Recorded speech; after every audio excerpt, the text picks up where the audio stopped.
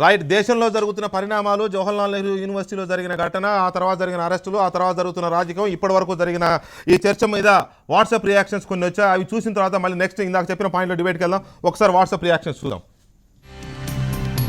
యూనివర్సిటీల్లోనైనా ఆ మాటకు వస్తే ఏ సంస్థల్లోనైనా భిన్నాభిప్రాయాల మధ్య నిరంతరం ఒక సంఘర్షణ సాగుతూనే ఉంటుంది. ఈ నేపథ్యంలో భిన్నాభిప్రాయాల మధ్య ఘర్షణగా యూనివర్సిటీల గొడవలను చూడాలి.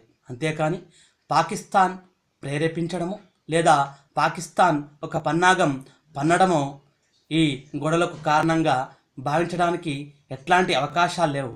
ఇంటెలిజెన్స్ మరి ఈ సందర్భంలో ఫెయిల్ అయిందని ఇలాంటి వాదనలో ఒప్పుకోగలుగుతారా? కాబట్టి భిన్నాభిప్రాయాల సంఘర్షణగానే ఈ గొడవలన్నీ చూడాల్సి ఉంటుంది. ఈ మధ్య కాలంలో విశ్వవిద్యాలయాల్లో జరుగుతున్న పరిణామాలు చాలా మటుకు తెలుస్తున్నాయి. ఈ పరిణామాలకు కారణం ముఖ్యంగా ఒకటి, విశ్వవిద్యాలయంలో జరిగిన గొడవ ఒకటి, దాన్ని హైలైట్ చేస్తుంది ఇంకొకటి. రెండు, విశ్వవిద్యాలయాల్లో చదువుతున్న విద్యార్థులు దశాదిశ కోల్పోయినట్టుగా ఉన్నట్టుంది. మూడు, రాజకీయ నాయకులు ప్రత్యక్షంగా మునిపెప్పుడు కూడాను విశ్వవిద్యాలయ పాలిటిక్స్లో పాల్గొనడం, ఇది చాలా భయంకరమైన పరిణామం. Thank you. భారతదేశంలో పుట్టి భారతదేశానికి వ్యతిరేకంగా మాట్లాడే ఏ కులమైనా ఏ మతమైనా ఎవరైనా కానీ శిక్షార్హులే. ప్రజలందరూ పన్నులు కట్టి వీళ్లకు స్కాలర్షిప్లు ఇచ్చి చదివిస్తున్నది భారతదేశాన్ని తిట్టడానికో పాకిస్తాన్ మెచ్చుకోవడానికి కాదు. ఇంకోసారి ఏ కాలేజీలో ఇట్లాంటి గొడవలు కాకుండా ప్రభుత్వాలన్నీ చర్య తీసుకోవాలి. వీటికి పార్టీలు సపోర్ట్ చేయొద్దు. రైట్. అవి ఇప్పటి వరకు వచ్చిన వాట్సాప్ రియాక్షన్స్లో కొన్ని మాత్రమే. ఇంకొన్ని మళ్ళీ చర్చ ఎండింగ్లో ప్రసారం చేసే ప్రయత్నం చేస్తాం. ఇక్కడ ప్రభాకర్ గారు ఇందాక అనుకున్నట్టుగా పాకిస్తాన్ రకరకాల కుట్రలు జరుగుతూ ఉంటాయి మన దేశాన్ని అస్థిరతపరచడానికి. అది ఉగ్రవాదుల రూపంలోనూ, ఐఏఎస్ వేరేపితమో, లేకపోతే విమానాలు హైజాక్ చేయడమో, ఇంకోటో బాంబులు పెట్టడం రకరకాలుగా. సో ఇది ఒక కొత్త రకమైన ఒక కాన్స్పిరసీగా కనబడుతుంది. ఎందుకంటే మన యువతని, మన స్టూడెంట్స్ని తప్పుదో పట్టించే విధంగా చేస్తున్నట్టు అనుకోవచ్చా యూనివర్సిటీలో ఈ రకమైన అలజడులు లేపడం? ఒకవేళ దీని వెనకాల పాకిస్తాన్ కానీ ఇంకొక అంతర్జాతీయ కుట్ర నేపథ్యం ఉన్నట్టయితే దీన్ని ఖచ్చితంగా మీరన్న భావంలోనే చూడాల్సిన అవసరం ఉంటుంది. అయితే ఇలాంటి యూనివర్సిటీస్ 100 పూలు వికసించనివి అనే ఒక స్లోగన్ నుంచి తీసుకుంటే యూనివర్సిటీస్లో భిన్నాభిప్రాయాలు ఉండకూడదనేది కూడా ఒక నియంతృత్వం అవుతుంది. భిన్నాభిప్రాయాల్ని వ్యక్తపరిచే క్రమంలో నిజంగా మన దేశాన్ని కించపరిచి ఇంకొక దేశాన్ని పొగిడితే దాన్ని ఖచ్చితంగా మన శిక్షాస్మృతి ప్రకారం తీసుకోవాలి. బట్ అసలు ఇలాంటివి ఇంకెవడు మాట్లాడకూడదు. ఏది ఇంకొక దేశాన్ని పొగట్టం పక్కన పెడదాం. అదొకటే కాదు, అంటే కన్నయ్య మాట్లాడిన దానికి ఇందాక నాకు సరిగా క్లారిటీ రాడు. స్లోగను ఒక ఆలోచన పరంలో స్లోగన్ ఇవ్వటం, ఆ బాడీ లాంగ్వేజ్ మాత్రం కనపడుతూ ఉంది. అతను నిజంగా ఏమన్నాడు అనేదాన్ని ఖచ్చితంగా మీరు చూపించగలిగితే, ఇప్పుడు మీరు అవతలోడు మాట్లాడింది ఇందాక కాశ్మీర్ లాగా ఉండాలి, లేకపోతే కేరళని చేల్చాలి, లేకపోతే ఇంకొక దేశాన్ని నిర్మించాలి, లేకపోతే ముక్కలుగా చేయాలి, వీటన్నింటినీ ఖండించాల్సిందే. బట్ ఒక స్టూడెంట్ యూనియన్కి నాయకుడిగా ఉన్నటువంటి నాయకుడు వచ్చి తను ఏం మాట్లాడిందో చూపించుకోవాలి. కాదు సార్, సారీ 23, 13, 10 నిమిషాలు మీరు దానిలో జిస్ట్ వేయాలి.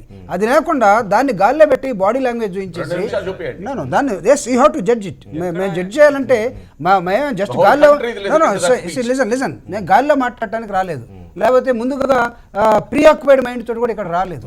ఎందుకంటే వీఆర్ ట్రూ పేట్రియాటిజం ప్రదర్శించడం కోసమే ఇక్కడికి వచ్చాం.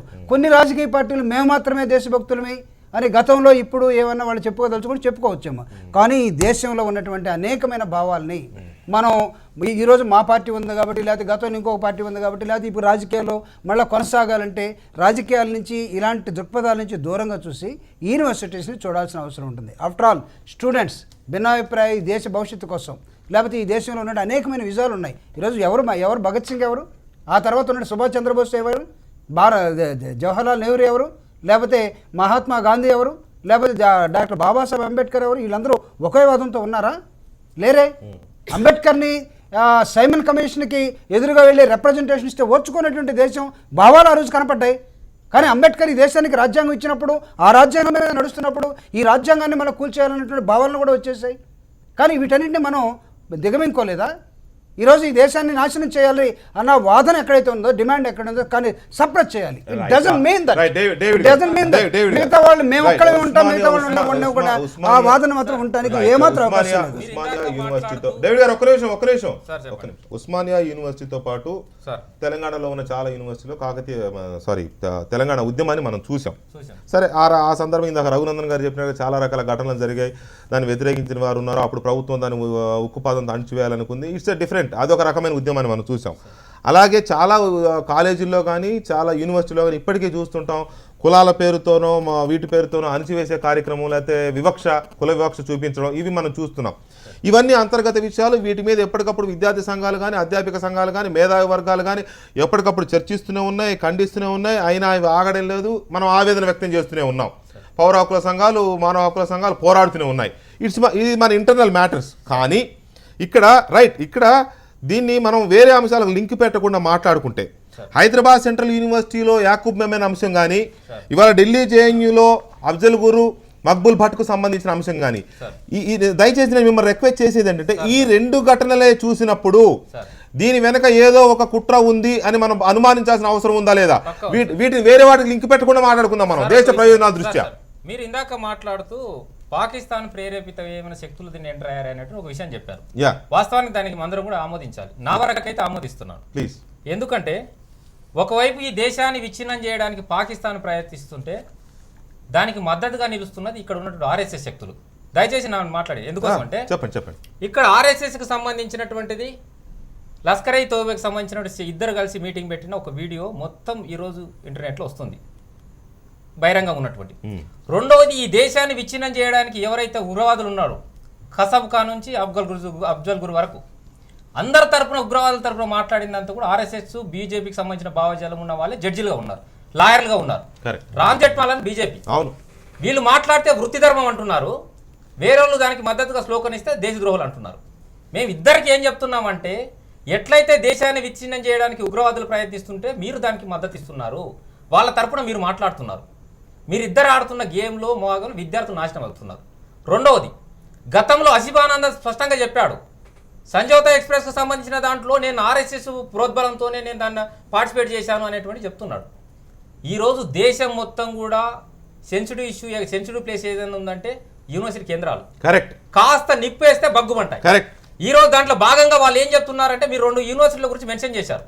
ఒకటి హైదరాబాద్ సెంట్రల్ యూనివర్సిటీ, అక్కడ కూడా యాకూబ్ మీనన్ ఎంటర్ అయ్యాడు, ఇక్కడ సంబంధించి అఫ్జల్ గురు. ఇంకోటి ఏం చెప్తున్నానంటే, ఇక్కడ ఇంకో లెటర్ ఉంది పాండిచేరి సెంట్రల్ యూనివర్సిటీకి సంబంధించి. ఇక్కడ అక్కడ ఉన్నటువంటి రిజిస్ట్రారు హెచ్ఆర్డి మినిస్టర్కి ఒక లెటర్ రాశాడు. ఈ యూనివర్సిటీలో హెచ్ఆర్డి మినిస్టర్ రాసిన లెటర్కి రిప్లైగా, మీ దగ్గర ఏమన్నా యూనివర్సిటీ ఇస్లామైజేషన్ అవుతుందా, దానికి సంబంధించిన ఏమైనా ఆధారాలు ఉన్నాయా అనేటువంటి దాని ఉంటే రిజిస్ట్రార్ దానికి సంబంధించి ఒక లెటర్ ఇచ్చాడు. మొత్తం దేశంలో ఏదైతే నెహ్రూ చెప్పినట్లుగా దేశ భవిష్యత్తు నిర్మాణం కావాల్సిన యూనివర్సిటీలో సెన్సిటివ్ ఇష్యూ సంబంధించిన దాన్ని విచ్ఛిన్నం చేస్తే దేశం మొత్తం బగ్గునమంతాయి. కాబట్టి దాంట్లో ఎంటర్ కావడానికి ఈ రెండు శక్తులు ప్రయత్నిస్తారు. నేను దానికి ఏం చెప్తున్నానంటే, ఇందాక గఫూర్ గారు మాట్లాడినా, ప్రభాకర్ గారు మాట్లాడినా అందరూ చెప్తున్నారు, ఈరోజు వామపక్షాలకు కానీ ప్రోగ్రెసివ్ శక్తులకు దేశం విచ్ఛిన్నం చేయాలని ఎవరికి లేదు. మొత్తం ఈ ఆర్ఎస్ఎస్ శక్తులకు అందరూ కూడా గతంలో నుంచి కూడా, గతంలో వాజ్పేయి క్విట్ ఇండియా ఉద్యమానికి ఇందాక చెప్తూ మర్చిపోయారు గఫూర్ గారు, క్విట్ ఇండియా ఉద్యమానికి సంబంధించి బ్రిటిష్ అధికారికి వాజ్పేయి లెటర్ రాస్తూ, క్విట్ ఇండియా ఉద్యమాల్లో నేను పార్టిసిపేట్ చేయలేదు, వీళ్ళిద్దరు పార్టిసిపేట్ చేశారని ఇద్దరు వ్యక్తుల గురించి చెప్పడం వల్ల ఇద్దరు కురిశిక్ష పడ్డది.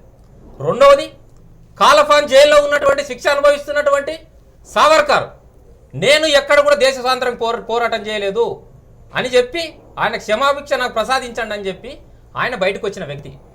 ఇట్లాంటి వ్యక్తులు ఈరోజు వాళ్ళకు అనుబంధంగా ఉన్నటువంటి ఆర్ఎస్ఎస్ శక్తులు దేశం గురించి మాట్లాడుతుంటే, ఏఎస్ఎఫ్ చరిత్ర ఇందాక చెప్పాం మేము. ఇంకోటి విషయం ఇక్కడ యాక్చువల్గా మనం ఏముందంటే, దేశం విచ్ఛిన్నమవుతుంది, కాశ్మీర్ ఆజాద్ కాశ్మీర్ అనేటువంటిది అంటే దేశం విచ్ఛిన్నమవుతుంది, లేకుంటే ఆజాద్ బెంగాల్ అంటే విచ్ఛిన్నమవుతుంది మాట్లాడేవాళ్ళు. ఆర్ఎస్ఎస్ శక్తులు ఈరోజు ఏం మ్యాప్ వేస్తున్నారు? అఖండ భారత్. ఆ భారత్లో నేను ఒక లాస్ట్ ఒక సెకండ్ ఇవ్వండి, అఖండ భారత్లో ఏ దేశాలు ఉంటున్నాయి? పాకిస్తాన్ ఉంటుంది, పైన ఉన్నటువంటి ఆఫ్ఘనిస్తాన్ ఉంటుంది, భూటాన్ ఉంటుంది, శ్రీలంక ఉంటుంది. 7 దేశాలు నీ మ్యాప్లో ఉంటున్నప్పుడు, నీ దేశాన్ని సరిహద్దులు దాటి భారత రాజ్యాంగం దాటి నువ్వు మొత్తం పెద్ద మ్యాప్ వేస్తున్నప్పుడు నువ్వు దేశద్రోహి కావా? నీ లింకులు ఏడున్నాయి? నువ్వు దేశం గురించి మాట్లాడతావా? ఆ దేశాలకు సంబంధించి ద్రోహం అవుతుంది, ఈ దేశానికి ద్రోహం మీరు కాదు. దేశ ద్రోహులు అవుతారు. ఏ దేశాన్ని అయితే కలపాలనుకుంటున్నారో ఆ దేశానికి సంబంధించిన ద్రోహం కానీ అది ఈ దేశానికి సంబంధించిన ద్రోహం కాదు. మేము అదే ఇంకోటి అడుగుతున్నామండి. రెండవది మనం చిన్న ఇంకోటి విషయము, ఈ దేశానికి సంబంధించినటువంటి సరద్వీక్ సింగ్ పాకిస్తాన్ ఒక్క నిమిషం సార్, ఒక్కడే విషయం మొత్తం మీరు ఇంకా ఉన్నారు, గఫూర్ గారు కూడా సార్, ఉన్నారు. చిన్న యాడ్ చేసి వదిలేస్తాను నేను. ప్లీజ్. సరద్వీక్ సింగ్ సంబంధించి పాకిస్తాన్ లో, ఇస్లామాబాద్ లో, లాహోర్ లో బాంబు పేలకు పాల్పడ్డాయని చెప్పి ఆయన ఉరిశిక్ష విధిస్తే ఈ దేశంలో ఉన్నటువంటి అన్ని రాజకీయ పార్టీలు క్షమాభిక్ష అడిగాయా? నేను ఈ దేశం ఆయన క్షమాభిక్ష పెట్టండి అని చెప్పి. అరే ఇప్పుడు సార్, ఉంటాయి సార్ సింపుల్ చాలా చెప్తున్నాను. ఇష్యూస్, చాలా ఇష్యూస్. ఇక్కడ మేము ఏం చెప్తున్నామంటే సైనికుడు 60,000 మీటర్ల మంచులో కూరుకుపోయి చావు బయటకు వస్తే దాని గురించి వదిలిపెట్టి యూనివర్సిటీ చుట్టూ ప్రశ్నించాలనా? తవ్వుకుంటూ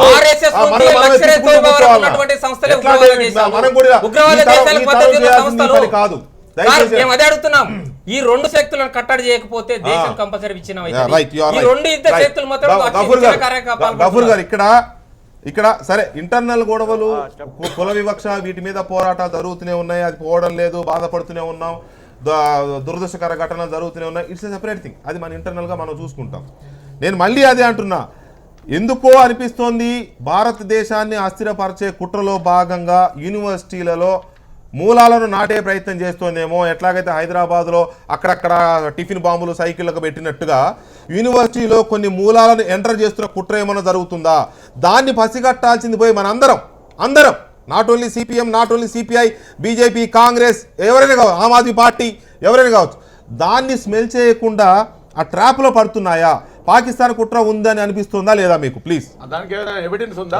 అనుమానం sir, all the same thing. అనుమానం సార్, ఎవిడెన్స్ చెప్పండి. Yeah please. వెంకటకృష్ణ గారు చెప్పండి. వెంకటకృష్ణ గారు, ఈ ప్రశ్నకు సమాధానం మనందరికంటే కూడా నరేంద్ర మోడీ గారే చెప్పాలి. ఎందుకంటే అన్షెడ్యూల్డ్ విజిట్ చేసింది ఆయన, నవాజ్ షరీఫ్ ప్రధానమంత్రి ఇంటికి పోయింది ఆయన మనమనారి పెళ్లికి పోయి ఆశీర్వదించి వచ్చింది ఆయన, కౌగిలించుకొని వచ్చేది ఆయన. మరి ఆయన సమాధానం చెప్పాలి. పాకిస్తాన్ కుట్రలు కుతంత్రాలు ఏమున్నాయో మనం ఎట్లా చెప్పగలుగుతాం? కాబట్టి ఇక్కడ సమస్య ఏమిటంటే రెండు దేశాలు సబ్స్టాన్షియల్ ఎవిడెన్సెస్ ఉంటాయి, దాని గురించి మాట్లాడుకుంటాం. అదే సమయంలో ఏం జరిగినా గానీ మనం మన చేతగాంతనాన్ని ఇంకోరి మీద నెట్టడం కంటే కూడా మన దేశంలో మనం చేసేటువంటి పరిపాలన ఎట్టుంది? ప్రజలందరినీ ఐక్యం చేస్తున్నామా? ప్రజల మధ్య విభేదాలు పెడుతున్నామా? ప్రజల్ని ఐక్యం చేసి ముందుకు తీసుకొని పోతామా? ప్రజలు పరస్పరం తగాదా పడదట్టు చేస్తున్నామా? ఇక్కడ వెంకటకృష్ణ గారు ఒక సోదరుడు చెప్పాడు, ఉగ్రవాదుల మీద, తీవ్రవాదం మీద మే 21వ తేదీ చాలా వస్తారా లేదా అని నేను ఆ సోదరుని అడుగుతున్నా. ఆ ఉగ్రవాదంలో సంజోతా ఎక్స్ప్రెస్ పేల్చిన వాళ్ళను, మహాత్మా గాంధీ, జాతిపిత మహాత్మా గాంధీ చంపిన వాళ్ళకు వ్యతిరేకంగా, అట్లాగే మాలేకలో బాంబులు పెట్టిన వాళ్ళకి వ్యతిరేకంగా, చార్మినార్లో బాంబులు పెట్టిన వాళ్ళకి వ్యతిరేకంగా మీరు కలిసి వస్తే ఈ దేశంలో ఐక్యత ఉంటుంది. మీరేమో అవన్నీ చేసే వాళ్ళని మద్దతు ఇస్తారు. రెండో ఉగ్రవాదానికి వ్యతిరేకంగా మేమే పేటెంట్ అవుతుందని మీరు మాట్లాడతారు. కాబట్టి ఈరోజు జవహర్లాల్ నెహ్రూ యూనివర్సిటీలో ఏం జరిగినా ఆ పిల్లలు ఎవరైతే దారి తప్పినారో ఆ పిల్లల చర్యలు ఖండించాల్సిందే, విచారణ జరపాల్సిందే. తప్పు చేసింటే శిక్షాత్మక ఉన్నది, కేసులు పెట్టండి, అభ్యంతరం లేదు. కానీ దాన్ని అవకాశం తీసుకొని కమ్యూనిస్టుల మీద, ఎస్ఎఫ్ఐ మీద, ఏఎస్ఎఫ్ మీద దాడి చేయాలని మీరు చూస్తున్నారు. ఇది తప్పు. అట్లాగే పాకిస్తాన్ యొక్క కుట్రల్ని మీరు ప్రభుత్వంగా బయట పెట్టండి. మీ ప్రభుత్వం ఉంది, అధికారం మీ చేతిలో ఉంది. పాకిస్తాన్ కుట్రల్ని బయట పెట్టి దేశాన్ని ఐక్యం చేయండి. పాకిస్తాన్ చేయకుండా ఎంతసేపు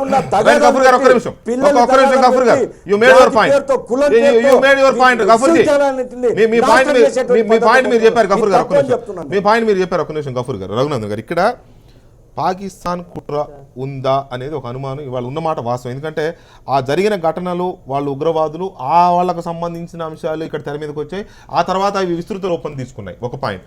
రెండోది, ఇందాక డేవిడ్ అడిగినట్టుగా ఇంటెలిజెన్స్ ఏం చేస్తుంది? ఒక్క నిమిషం ప్లీజ్. ఇంటెలిజెన్స్ ఏం చేస్తుంది? ఇంటెలిజెన్స్ చాలా విస్తృతమైంది కదా. ఇంటెలిజెన్స్ ఒక యూనివర్సిటీలో ఇలా జరుగుతుందనో, లేకపోతే యూనివర్సిటీలో ఇలా శక్తులు ఉన్నాయనో ముందన పసిగట్టవచ్చు, తర్వాతనే పసిగట్టవచ్చు. ఇంటెలిజెన్స్ ఏం చేస్తుంది? ఈ రెండింటికి సమాధానాలు ఏమైనా చెప్పగలరా? కాందహార్లో బ్రేక్ఫాస్ట్, లాహోర్లో లంచ్, ఢిల్లీలో డిన్నర్. మరి వారు అన్నది కరెక్టే. మరి అంత సన్నిహితమైన సంబంధాలు ఉన్నప్పుడు డెఫినెట్గా ప్రభుత్వం కానీ మోడీ గారు కానీ చెప్పాల్సిన అవసరం ఉంటుంది. రైట్. డేవిడ్ మాట్లాడుతూ ఏం చెప్పిందంటే కసబ్కి అఫ్జల్ గురికి వాదనలు వినిపించిందంతా భారతీయ జనతా పార్టీకి సంబంధించినటువంటి వకీల్లే, జట్మాలానీలే అని చెప్పినారు. అఫ్జల్ గురు కానీ కసబ్ కానీ జట్మాలానీ వాదించలేదు, సుష్మా స్వరాజ్ గారు వాదించలేదు, రఘునందన్ రావు వాదించలేదు. అది ముందు వారి క్లారిటీ ఉండాలి. చెప్పనివ్వండి డేవిడ్ గారు చెప్పండి. No cross talking please. చెప్పండి sir. No cross talking please. వాళ్ళకి ఎవరు కూడా వకాలత్ చేయకపోతే ప్రభుత్వమే పబ్లిక్ తరఫు నుంచి ప్రభుత్వమే వారికి అడ్వకేట్ని ఎంగేజ్ చేసి కౌన్సిల్స్ని పెట్టి వాదింపజేసింది అనేది వాస్తవం. అది వారికి తెలియకపోతే అది ప్రభుత్వ బాధ్యతగా ఎవరు వాదించినప్పుడు ఎవరో ఒకరిని ప్లీడర్ని ఎంగేజ్ చేయాల్సినటువంటి బాధ్యత లీగల్ కౌన్సిల్స్గా ఉంటుంది దేశానికి. ఆ దేశం ఏర్పాటు చేసింది, వాదించుకున్నారు, అయిపోయింది అక్కడ. కాబట్టి జట్మాలాని వాదించినాడు లేకపోతే ఇంకొకరు వాదించినారు అనేది ఇది పూర్తిగా చిన్న సబ్మిషన్ మై రిక్వెస్ట్. ఆ సందర్భంగా రామ్ జట్మలాని చేసిన ఒక స్టేట్మెంట్ నాకు గుర్తొస్తుంది. ఇంకొక ఏడాది గడువిస్తే నేను బతికించగలిగేవాడిని. అది ఇందిరాగాంధీ అంతకులకు సంబంధించినటువంటి కేసుకి మీరు కసబ్కి సంబంధించిన కేసుకి ఇందిరాగాంధీ అంతకులకు సంబంధించి ఆయన ఆన్ రికార్డ్ లో ఉన్నటువంటి అడ్వకేట్ ఆయన ఆన్ రికార్డ్ లో చెప్పినటువంటి మాటలు సుప్రీంకోర్టు జడ్జిమెంట్ వచ్చిన తర్వాత ఆయన వ్యాఖ్యానించినటువంటి వ్యాఖ్య ఇందాక మీరు చెప్పింది దానికి కసబ్ కేసుకి అఫ్జల్ గురు నాయకులు కాదు వకీలు వాళ్ళు వృత్తి ధర్మాన్ని నిర్వర్తించినారు. ఆ కేసులో ఆయన ఆన్ రికార్డ్ లో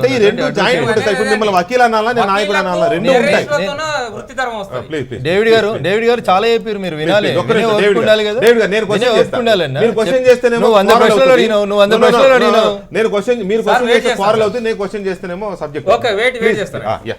ఈ దేశంలో ఆర్ఎస్ఎస్ పెద్ద తీవ్రవాద సంస్థ, దాన్ని బ్యాన్ చేయాలి, బ్యాన్ చేసిరు. మహాత్మా గాంధీ దగ్గర నుంచి చాలా మంది పెద్ద పెద్ద వాళ్ళని చంపేసింది అని చెప్పి చాలా మంది పెద్దలు ఇందాక చెప్తున్నట్టు నాకు అర్థమైంది. బహుశా మరి నా వారి భాష తప్ప నాకు తెలియదు. కానీ 1963లో ఈ దేశ ప్రధానిగా పండిట్ జవహర్లాల్ నెహ్రూ గారు దేశ తొలి ప్రధానిగా ఉన్నప్పుడు 3500 మంది ఆర్ఎస్ఎస్ స్వయం సేవకులని ఈ దేశ రిపబ్లిక్ దినోత్సవం సందర్భంగా ఢిల్లీలో జరిగినటువంటి పరేడ్లో ఆర్ఎస్ఎస్ లాంటి గొప్ప సంస్థ పార్టిసిపేట్ కావడం అభినందనీయము అని ఈ దేశ తొలి ప్రధాని జవహర్లాల్ నెహ్రూ గారు. మీరు కాదు సార్, డేవిడ్ గారు చెప్పినారు సార్, గఫూర్ గారు కొంచెం వినండి సార్ దయచేసి. డేవిడ్ గారు చెప్పినారు, డేవిడ్ గారు ఆర్ఎస్ఎస్ గఫూర్ గారు చేస్తున్నాను డేవిడ్ గారు అన్నారులే. Okay okay right please please. 1963 విషయం చెప్తా ఉన్నాను నేను. చైనాకి ఇది 1963 రిపబ్లిక్ డే పరేడ్ లో జవహర్లాల్ నెహ్రూ గారు వ్యాఖ్యానించింది. 3500 మంది ఆర్ఎస్ఎస్ యూనిఫామ్ లోపల ఆ రోజు పరేడ్ లోపల పాల్గొన్నారు. కావాలంటే నేను మీకు చిత్రాలు ఇస్తాను. ఇండియా వర్సెస్ చైనా 1962 యుద్ధం లోపల సైనికులందరూ బార్డర్ మీద యుద్ధం చేస్తుంటే సంక్లిష్ట పరిస్థితులు ఎదుర్కొంటున్నప్పుడు ఈ దేశం లోపల ఆ బార్డర్ మీదకి పోయి వారికి సహాయం చేసింది, యుద్ధంలో సహాయపడింది ఆర్ఎస్ఎస్ అని చెప్పి మన్నించాలి జవహర్లాల్ నెహ్రూ గారు మా కామెంట్ చేసినటువంటి వ్యాఖ్య పేజీ నెంబర్తో సహా మీకు పుస్తకం ఇచ్చిపోతాను ఇప్పుడు నేను. సో అట్లాంటి సంస్థ ఒకవేళ బ్యాన్ చేయాల్సినటువంటి సంస్థ ఇందాక మా మిత్రుడు మహేష్ చెప్పినట్లయితే సుప్రీంకోర్టు నాథూరామ్ గాడ్సే వర్సెస్ మహాత్మా గాంధీ మర్డర్కి సంబంధించినటువంటి జడ్జిమెంట్లో చాలా స్పష్టంగా చెప్పింది. నాథూరామ్ గాడ్సే చేసినటువంటి ఈ చర్యకు ఆర్ఎస్ఎస్కు ఎలాంటి సంబంధం లేదు. నేనేం చెప్తలేను, నేను పుట్టే కంటే ముందు సుప్రీంకోర్టు జడ్జీలు చేసినటువంటి వ్యాఖ్యానం అది. దానికి సంబంధించినటువంటి జడ్జిమెంట్ మీరు ఇప్పుడు నేను డౌన్లోడ్ చేయాల్సిన అవసరం లేదు. మీరు డౌన్లోడ్ చేసుకున్న supreme court case government of India versus Nathuram Godse మీరు డౌన్లోడ్ చేయాలి. దానిలో ఆర్ఎస్ఎస్ గురించి ఆ రోజు కాంగ్రెస్ పార్టీ అధికారంలో ఉన్న రోజు సుప్రీంకోర్టు చెప్పింది. ఇకపోతే మా మిత్రుడు డేవిడ్ మాట్లాడుతూ ఇంకొక మాట చెప్పినాడు, ఈ సరబ్జీత్ సింగ్ గురించి, అఖండ భారత్ గురించి చాలా పెద్దమైన విషయాలు చెప్పినారు డేవిడ్ గారు. మీరు నాకు టైం ఇస్తే దాని గురించి విషయాలు వారు అడిగారు కాబట్టి చెప్పడానికి మేము సిద్ధంగా ఉన్నాం, దాంట్లో మాకేం ఇబ్బంది లేదు. గఫూర్ గారు ఒక మాట అడిగినారు, అన్షెడ్యూల్డ్ విజిట్గా పోయినటువంటి నరేంద్ర మోడీ గారు సమాధానం చెప్పాలని. రాజ్నాథ్ సింగ్ గారు సమాధానం చెప్పినారు ఈ దేశ హోంమంత్రిగా. యూనివర్సిటీలో జరిగినటువంటి సంఘటనలకి, కొన్ని టెర్రరిస్ట్ యాక్టివిటీస్కి, టెర్రరిస్ట్ సంస్థలకి, లష్కరే ఈ తోయిబా అనేటువంటి సంస్థకి సంబంధం ఉంది అని ఇంటెలిజెన్స్ ఇచ్చిన నివేదికనే కేంద్ర హోంమంత్రిగా రాజ్నాథ్ సింగ్ గారు ప్రజలకు చెప్పారు. దానికి సంబంధించే కేసు నమోదైంది, దానికి సంబంధించే విచారణ జరుగుతుంది. వారు అడిగినటువంటి వీడియోలు, సీడీలు అన్నీ కూడా ఫోరెన్సిక్ సైన్స్ ల్యాబొరేటరీకి పంపించబడ్డాయి. రాజ్నాథ్ సింగ్ గారు ఒక మాట చెప్పినారు, తప్పు చేసిన వాళ్ళు ఏ పార్టీ వాళ్ళైనా శిక్షించబడాల్సిందే, నిర్దోషులు ఎవరిని కూడా మేము అన్నెసరిగా ఈ కేసులో మేము ఇన్వాల్వ్ చేయలేదని చెప్పడం జరిగింది. ఇందాక మీ పొరపాటు పాషా ఖాద్రి అన్నాను. ఒక్క నిమిషం డేవిడ్ గారు, వలీయుల్లా ఖాద్రి ఇక్కడ రైట్. ఈ జరగడం అనేది దురదృష్టకరం. నిజంగా కన్నయ్య కుమార్కి సంబంధించిన వ్యవహారంలో నిజానిజాలు నిగ్గు తేలాల్సిందే. అతని మీద దేశద్రోహం కేసు పెట్టాల్సిన అవసరం లేదు. ఎందుకంటే అతని స్పీచ్ వింటే మాత్రం ఎక్కడ దేశానికి వ్యతిరేకంగా మాట్లాడినట్టు అనిపించదు. ఎందుకంటే నేను విన్నాను 23-24 నిమిషాల స్పీచ్ అది. దాంట్లో ఎక్కడా కూడా లేదు మీ రాజ్యాంగము భారతదేశము దాని సార్వభౌమాధికారం అన్నాడు. కాకపోతే రాజ్యాంగాన్ని తీసుకెళ్ళి ఎక్కడో నాగ్పూర్లో మేము మెయింటైన్ చేస్తామంటే మాత్రం అలాంటి రాజ్యాంగం మాకు అక్కర్లేదనే ఒక్క సెంటెన్స్ మినహా అతను ఎక్కడా కూడా ఈ దేశాన్ని ధిక్కరించలేదు. Point number 1. పాయింట్ నెంబర్ 2, నేను కానీ నిన్న ఇవాళ జరుగుతున్న చర్చలు కానీ చూస్తూ ఉంటే దేశవ్యాప్తంగా ఇందులో ఏదో సీమాంతర ఉగ్రవాద కుట్ర ఉన్నది, మన యూనివర్సిటీలు వేదికలుగా దేశాన్ని అస్థిరపరిచే చర్యలు ఏవో జరుగుతున్నాయని ఒక అనుమానం. దీనికి ఇందాక మా ప్రొఫెసర్ గారు అన్నారు ఆధారాలు ఉన్నాయి. అనుమానాలు కొన్ని సబ్స్టాన్షియల్ ఎవిడెన్సెస్ ఆధారంగా అనుమానాలు బలపడుతున్నాయి. దానికి యాకూబ్ మొమెన్, అఫ్జల్ గురు, మక్బూల్ భట్ లాంటి ఈ దేశాన్ని అస్థిరపరిచే కుట్రలు చేసిన ఉగ్రవాదులకు సంబంధించిన చర్యలతో ఈ చర్యలు మొదలయ్యాయి మన యూనివర్సిటీస్లో. మీకేమైనా అనుమానం కలుగుతుందా లేదా? మీరు జాగ్రత్తగా ఉండాల్సిన అవసరం ఉందా లేదా మన విద్యార్థి సంఘాలు కానీ నాయకులు కానీ? వాస్తవానికి దానిలో మీరు చెప్పిన దాంట్లో అట్లాంటి కుట్రలు ఏం లేవు, అట్లా వాస్తవాలు కూడా లేవు. అంటే ఉద్దేశపూర్వకంగానే చేస్తారు అనమాట. ఉద్దేశపూర్వకంగానే జరుగుతుంటే సంఘటన. ఉదాహరణగా చెప్పాలంటే ఏంటంటే ఈ మధ్యకాలంలో మనం రోహిత్ ఆత్మహత్య తర్వాత అంతకుముందు ఆక్యుపై యూజీసీ పేరు మీద ఈ దేశంలో విద్యార్థులు పెద్ద ఎత్తున మూవ్మెంట్ చేస్తున్నారు. దాని సందర్భంగానే 8 సార్లు చలో పార్లమెంట్ కార్యక్రమం నిర్వహించాం ఢిల్లీలో. అదే మన రోహిత్ ఆత్మహత్య చేసుకున్న తర్వాత తెల్లాలే ఢిల్లీలో పెద్ద ఎత్తున ఒక 4,000 మంది విద్యార్థులను కన్నయ్య రోడ్ల మీద తీసుకొచ్చాడు. కన్నయ్య దానికి నాయకత్వం వహించారు. ఇప్పుడు మోదీ సర్కార్ అధికారంలో వచ్చిన తర్వాత ముఖ్యంగా హెచ్ఆర్డీగా ఉన్నటువంటి స్మృతి ఇరానీ గారు చేస్తున్నటువంటి విద్యార్థి అక్కడే ఖాద్రి గారు మై రిక్వెస్ట్ ఇక్కడ రోహిత్ ఆత్మహత్యను తెర మీదకి తీసుకురావడం వల్ల అసలు ఇష్యూస్ డైవర్ట్ అవుతున్నాయి. రోహిత్ ఆత్మహత్య ఒక్క మాట ఖాద్రి గారు ఒక్క మాట ఖాద్రీజీ ఒక్క మాట. రోహిత్ ఆత్మహత్య అనేది ఈ దేశంలో జరిగిన ఒక దురదృష్టకరమైన ఘటన. దాని మీద అందరం మాట్లాడడం విచారణ జరుగుతుంది. It's a different thing. కానీ దానికి మనం ఇంకో దానికి లింక్ పెట్టడం వల్ల అసలు ఇష్యూస్ డైవర్ట్ అవుతున్నాయి. మనం చాలా అలర్ట్గా ఉండాల్సిన అవసరం ఉన్నది. అలా ఒకవేళ ఇప్పుడు కొంతమంది ఆరోపిస్తున్నట్టుగా జవహర్లాల్ నెహ్రూ యూనివర్సిటీలో ఆ నినాదాలు చేయించింది ఏబీవీపీనే చేయించింది అనే ఆరోపణ నిజమైతే what about Hyderabad university? What about Hyderabad యూనివర్సిటీలో యాకూబ్ మొమెన్కి సంబంధించిన కార్యక్రమం ఎవరు చేస్తే అది కూడా ఏబీవీపీనే చేసింది అనుకుందామా? సో ఇక్కడ అలర్ట్గా ఉండాల్సిన అవసరం ఉందా లేదా అనేది నా ప్రశ్న. నేను చెప్తాను. నేను ఒక్క నిమిషం నాకు టైం ఇవ్వండి. రెండోది ఇంతకుముందు మీరు మాట్లాడు ఫస్ట్గా చెప్పారు విద్యార్థులు 2 భాగాల్లో తెలిపారని. ఇక్కడ లేదు. వాస్తవానికి కన్నయ్యని విడుదల చేయాలని వేలాది మంది విద్యార్థులు ఇప్పుడు కూడా ఈ రాత్రి కూడా ఆడ ఆందోళన కార్యక్రమం చేస్తున్నారు. కొంతమంది కావాల్సిన దానికి వేరే రకంగా తీసుకుపోవడానికి ప్రయత్నాలు కొనసాగిస్తున్నారు.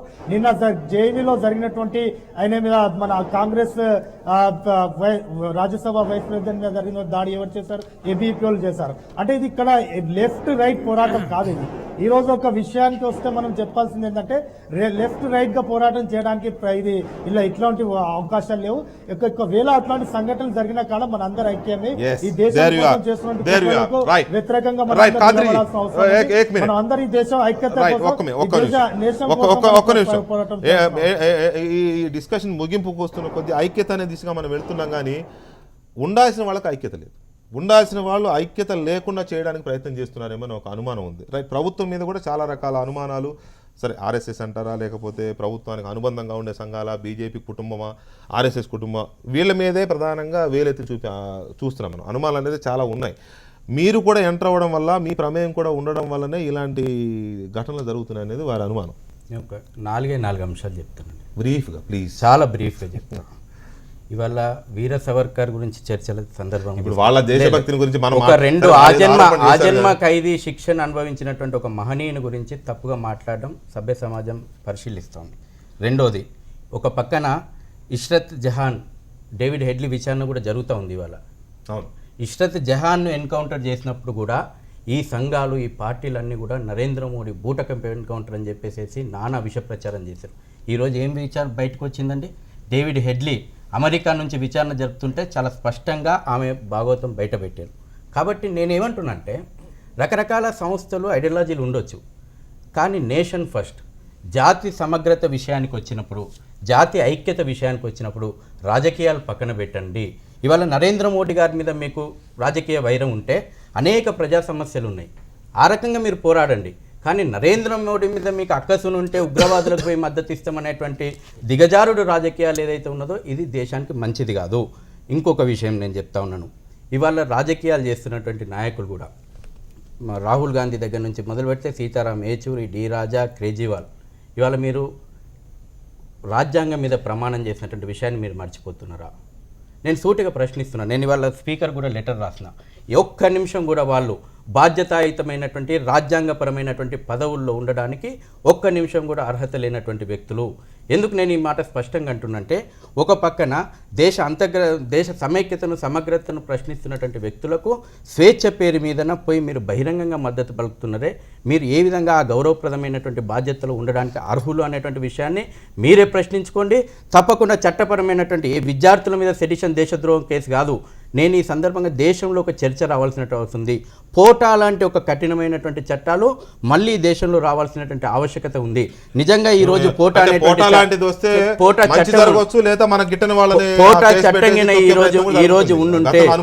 ఈ రోజు ఉండుంటే ఈ రకంగా ఇంత నిస్సిగ్గుగా ఈ నాయకులు యూనివర్సిటీలకు వరుసగా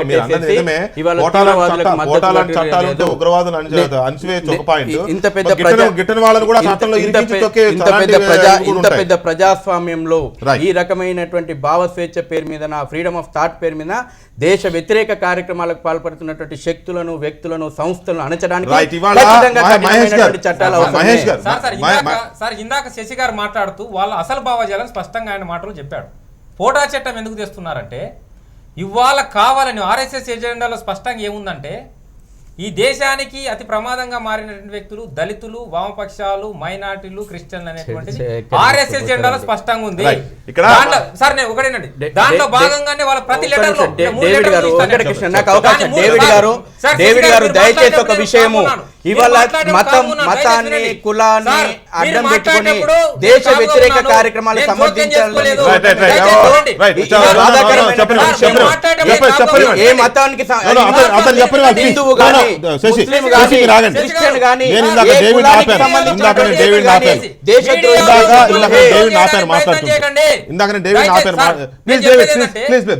ఇందాక శశి గారు చెప్పిన దాని స్పష్టంగా ఏముందంటే, దళితులకు సంబంధించి క్యాస్టిస్టులు అనేటువంటిది ఉందారనేటువంటి దాని పేరుతో బండారు దత్తాత్రేయ లెటర్ బయటపడ్డది. ఇక్కడ పాండిచేరి యూనివర్సిటీకి సంబంధించి ఇస్లామైజేషన్ అనేది బయటపడుతుంది, జేఎన్యూలో లెఫ్టిస్ట్ సంబంధించిన బయటపడుతుంది. ఇలా ఉద్దేశం ఏంటంటే తెలుసా, ఈ మూడు వర్గాల మీద కట్టడి చేయాలి. ఎక్కడైతే భావజాలం ఉందో, ఎక్కడైతే భావజాల సంఘర్షణ జరుగుతుందో దాన్ని అణచితొక్కాలంటే పోటలాంటి చట్టాలు రావాలి. దాంట్లో భాగంగానే కన్నాయని ఈ రోజు ఆయన కుట్ర కేసులో ఇరికించారు. ఈ రోజు వాళ్ళు ఉద్దేశపూర్వకంగా యూజీసీ నామ్స్ ప్రకారం ఏ కేంద్ర మంత్రి యూనివర్సిటీలో జోక్యం చేసుకోలేదు. ఇక్కడ బండా దత్తాత్రేయ ఎందుకు జోక్యం చేసుకున్నాడు, అక్కడ రాజ్నాథ్ సింగ్ ఎందుకు జోక్యం చేసుకుంటున్నాడు? యూనివర్సిటీ స్వయం ప్రతిష్ఠ దెబ్బతీయడానికి యూనివర్సిటీలుగానే ఉండనివ్వండి. దయచేసి మీరు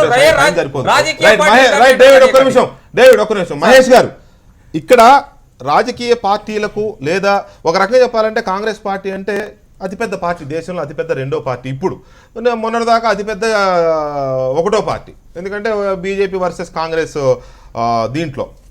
ఈ నేపథ్యంలో రాహుల్ గాంధీ అంటే ప్రధాని అభ్యర్థి, రేపో ఎల్లుండో ప్రధాని అవుతాడనే ఒక హోప్ మీకు ఉంది. చాలామంది కాంగ్రెస్ పార్టీ అభిమానులకు రాహుల్ అభిమానులు కూడా ఉండొచ్చు. యూనివర్సిటీలో గొడవ జరగగానే రాహుల్ గాంధీ అక్కడ వాలిపోతున్నారు. దాని పూర్వాపరాలు ఏంటి, అసలు ఎందుకు జరిగింది, మనం అక్కడికి వెళ్ళడం వల్ల ఇంకేమైనా డిస్టర్బెన్స్ జరిగే అవకాశం ఉందా, దాన్ని సెట్ చేసే అవకాశం మనం ఎలా చూడాలి, ఇలాంటివి కాకుండా వాలిపోతున్నారు అనే ఒక ఆరోపణ రాహుల్ గాంధీ మీద ఉంది. Point number 1. హైదరాబాద్కి 2 సార్లు వచ్చారు, ఢిల్లీకి వెళ్ళారు, అఫ్జల్ గురుని ఉరిదీసిందే కాంగ్రెస్ పార్టీ హయాంలో, దాని మీద జరిగిన ఇష్యూ అది. దాని గురించి రాహుల్ గాంధీ యూనివర్సిటీలో జరిగే చిన్న చిన్న గొడవలను ఆధారం చేసుకుని రాజకీయం చేస్తున్నారు అనే ఆరోపణకి మీరు ఇచ్చే సమాధానం ఏంటి మహేష్? అంత కర్మ కాంగ్రెస్ పార్టీకి కానీ కాంగ్రెస్ పార్టీ నాయకత్వం రాహుల్ గాంధీ గారికి కానీ పట్టలేదు. ఈ చిన్న అంశాలను రాజకీయానికి వాడుకోవాల్సిన అవసరం లేదు. కాకపోతే ఈ దేశం సెక్యులరిజం కాపాడబడాలి, శాంతి నెలకొల్పబడాలి, వ్యక్తి భావ ప్రకటన స్వేచ్ఛ హరించకూడదు. ఈ ప్రభుత్వం బీజేపీ అధికారంలోకి వచ్చిన తర్వాత ఈ 3 జరుగుతున్నాయి కాబట్టి దాని వ్యతిరేకంగా దేశవ్యాప్తంగా ఆందోళన చేపడుతుంది రాహుల్ గాంధీ గారు. గతంలో భూ ఆర్డినెన్స్కి వ్యతిరేకంగా చేసిన, ఈరోజు ఈ మతతత్వ శక్తులకు వ్యతిరేకంగా పోరాటం చేసిన లక్ష్యం ఒకటి, ఈ దేశంలో ఉన్న ప్రజాస్వామ్యాన్ని, భావ ప్రకటన స్వేచ్ఛను, సెక్యులరిజాన్ని కాపాడాలి. ఇదే కాంగ్రెస్ ఐడియాలజీలో భాగం. ఈ దేశ భవిష్యత్తుకు ఇవి అవసరం కాబట్టి వాటి కోసం పరితపిస్తున్న వ్యక్తి రాహుల్ గాంధీ గారు. మీరు అన్నట్టుగా ఆ ఇన్సిడెంట్ గాంగానే వాలిపోయిందనే మాట కరెక్ట్ కాదు. ఇక్కడ హెచ్సియులో ఇన్సిడెంట్ జరిగిన తర్వాత దాదాపు రోహిత్ మరణం తెల్లారి రాహుల్ గాంధీ గారు వస్తున్నారంటే ఇక్కడ శాంతి భద్రతల వ్యవస్థ మూవ్ అయింది.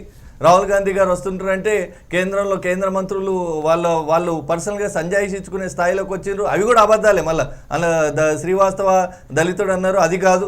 డీనే నిర్ణయం తీసుకున్నాడు, సస్పెన్షన్ నిర్ణయం అన్నాడు, అది సరైనది కాదు. సో ఏ రకంగానైనా ఈ రకమైన చలనం కలిగి దేశవ్యాప్తంగా ఒక చర్చ జరిగింది. ఎస్, ఈ బీజేపీ అధికారంలోకి వచ్చిన తర్వాత ఈ రకమైన ఆగడాలు జరుగుతూ ఉన్నాయి.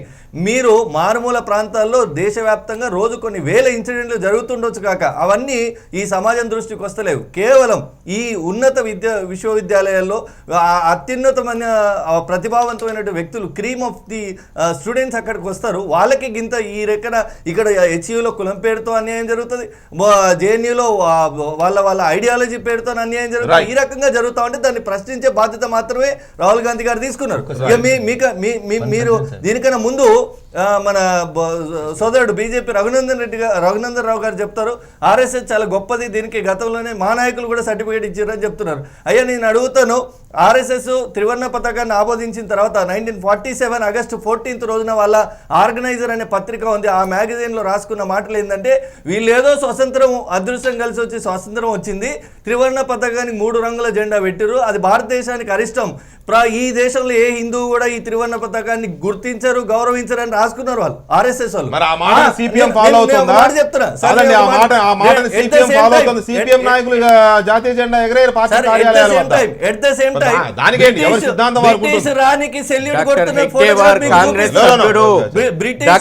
ఆర్ఎస్ఎస్ వ్యవస్థాపకులు డాక్టర్ హెగ్డేవార్ అనేక సంవత్సరాలు కాంగ్రెస్ లో ఈ దేశ స్వతంత్రం కోసం, స్వతంత్రం వచ్చిన తర్వాత కాంగ్రెస్ ఒక రాజకీయ పార్టీగా మారింది. స్వతంత్రం రాకముందు కాంగ్రెస్ ఈ దేశ స్వతంత్రం కోసం పోరాడేటువంటి ఒక సంస్థ. స్వయంగా మహాత్మా గాంధీ చెప్పిండండి, స్వతంత్రం వచ్చిన తర్వాత కాంగ్రెస్ పార్టీని నిషేధించమని చెప్పిండు. డాక్టర్ హెగ్డే వారు గురించి మాట్లాడేటువంటి నైతిక మహాత్మా గాంధీ మీద మీకు గౌరవం ఉంటే కాంగ్రెస్ పార్టీని రద్దు చేయండి. స్వతంత్రం కోసం కాబట్టి ఇవాళ మహాత్మా గాంధీ ఇవాళ మీరు ఇష్టం వచ్చిన ఆ పత్రికలో రాస్తుంది, ఈ పత్రికలో రాస్తుంది, తప్పుడు ప్రచారం. అసలు చర్చకు మీరు సమాధానం చెప్పండి. అసలు చర్చను తప్పుపట్టి ఏమంటున్నారు వెంకటకృష్ణ గారు? తీవ్రవాదం మీద చర్చ జరుగుతుంది. యూనివర్సిటీలో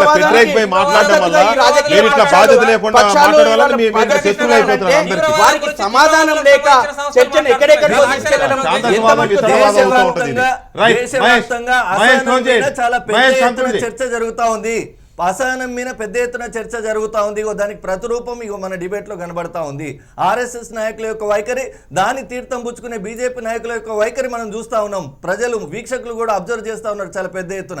నేను అడిగేది ఒకటి, ఇందాక శశిధర్ గారు మాట్లాడిండ్రు, రాహుల్ గాంధీ గారు ఎంపీగా ఉన్నారు, రాజ్యాంగం మీద ప్రమాణం చేసిరు, ఇది మాట్లాడొచ్చునా అని. మీరు రాజ్యాంగాన్ని గౌరవించింది ఎన్నాడు? 1949 నవంబర్ 30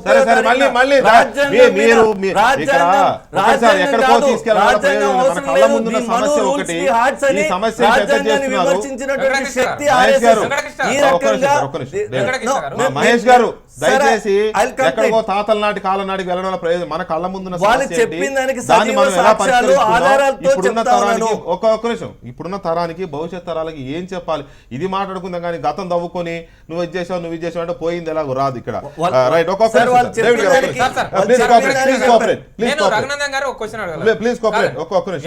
రఘునందన్ గారు గతంలో తెలంగాణ ఉద్యమం కానుంచి పార్టిసిపేట్ చేసినట్టు వ్యక్తి, ఒక అడ్వకేట్ గా ఆయన సీనియర్ అనుభవం ఉన్నట్టు.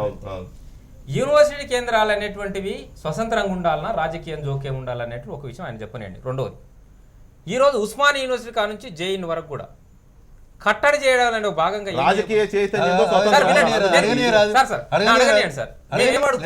ఆయన చెప్తున్నారు తెలంగాణ ఉద్యమంలో సీమాంధ్ర ప్రభుత్వం ఆమె కేసులు పెట్టారు అనేటువంటి దాన్ని మొత్తం యావత్ భారతదేశం వ్యతిరేకించింది. మళ్ళీ మీరు కూడా అట్లా పెట్టాలని అడుగుతున్నారా? స్వేచ్ఛగా యూనివర్సిటీలో వదిలిండియారా? ఎందుకు యూనివర్సిటీలో బీజేపీ పార్టీ ఎందుకు జోక్యం చేసుకుంటుందంటే, దాంట్లో టెర్రరిస్ట్ కార్యక్రమాలు ఉన్నాయనేటువంటి అభూత కల్పనలు క్రియేట్ చేసి దాంట్లో జోక్యం చేసుకోవాలనే పేరుతో ఎంటర్ అవుతున్నాయి. మేము బీజేపీ పార్టీకి మిగతా రాజకీయ పార్టీలకు విన్నవిస్తున్నాం, మొన్న హెచ్సియుకు రాహుల్ గాంధీ వచ్చినప్పుడు కూడా అక్కడ విద్యార్థులు స్పష్టంగా చెప్పారు, రాహుల్ గాంధీ గారు కానీ సీతారాం యేచూరి కానీ రాజకీయాలు మాట్లాడకండి అని విద్యార్థులు చెప్పారు. వాళ్ళు మాట్లాడలేదు. స్పష్టంగా రాహుల్ గాంధీ ఏమన్నాడంటే, నేను యాజ్ ఏ యంగ్ యువకునిగా ఇక్కడ వచ్చాను మాట్లాడుతున్నాను అన్నాడు. స్పష్టంగా విద్యార్థులకు అది ఉంది భావజాలం. మేమేం చెప్తున్నామంటే బీజేపీ పార్టీ అయినా రేపు కాంగ్రెస్ ఉన్నా ఇంకో పార్టీ ఉన్నా యూనివర్సిటీ కేంద్రాలు మీరు రాజకీయం చేసుకోవాలి. దానికి ఓకే సార్ ప్రొఫెసర్ గారు దయచేసి ఒక్క పాయింట్ క్లియర్ గా చెప్పండి, ముగిద్దాం. ఏమైందంటే ఏ మాత్రము పాకిస్తాన్ కాన్స్పిరసీ ఉన్నా, ISIS కాన్స్పిరసీ ఉన్నా, అది responsible citizens we must condemn. Right. But there is a bigger danger in this country. There is conspiracy with in the country by RSS and BJP elements. They are definitely saying every day, ఈ దేశాన్ని మేము హిందూ రాష్ట్రం చేస్తాము, we want to divide this country. ఎవరైతే మాట్లాడుతున్నారో beef గానీ వేరే మాట్లాడు పాకిస్తాన్ పోవాలని అంటున్నారు. There is a bigger threat to India. Right, in India. Right. ఎవరైతే రాజ్యాంగం నమ్ముతున్నారో వాళ్ళే అంటున్నారు కాబట్టి వాళ్ళని కూడా. రైట్ ప్రొఫెసర్ విశ్వేశ్వర్ గారు, thank you very much. Raghunandan గారు అండ్ ప్రభాకర్ గారు అండ్ శశిధర్ గారు, థ్యాంక్ యూ వెరీ మచ్. అలాగే Khadri garu and David garu and Gafoor garu, thank you very much మాతో లెఫ్ట్ హ్యాండ్ పాల్గొన్నందుకు. Thank you very much. ఇంకా చాలా వాట్సాప్ ఉన్నాయి, ప్రజల నుంచి చాలా స్పందనలు ఉన్నాయి, కానీ సమయభావం వల్ల ప్రసారం చేయలేకపోతున్నాం. నిజానికి దేశంలో చాలా పెద్ద డిబేట్ జరుగుతుంది. యూనివర్సిటీలు కేంద్రాలుగా జరుగుతున్న ఈ కార్యక్రమాలు దేశానికి మంచి చేయాలి తప్ప చెడు చేసే విధంగా ఉండకూడదు. ఈ రాజకీయ పార్టీలు కూడా అప్రమత్తంగా ఉండాలి. ఒక పార్టీ మీద ఒక పార్టీ బురద జల్లుకోవడానికి కాకుండా అది విద్యార్థులు మంచి చేస్తున్నారా చెడు చేస్తున్నారా, మంచి ఎవరు చెడెవరు, ఈ దిశగా ఉండాలి తప్ప రాజకీయం చేయడం అనేది దేశానికి ఏమాత్రం హితం కాదు. ఇది వాటి లెఫ్ట్ అండ్ రైట్. ఖమ్మంలో మున్సిపల్ ఎన్నికలకు సంబంధించి జరుగుతున్న నేపథ్యంలో ముఖ్యమంత్రి కేసీఆర్ అక్కడ ప్రచారం లేదా అక్కడ పార్టీ కార్యక్రమాల్లో పాల్గొంటున్నారు. ఆయన మాట్లాడుతున్నారు, అది చూడొచ్చు. Thank you very much. Good night.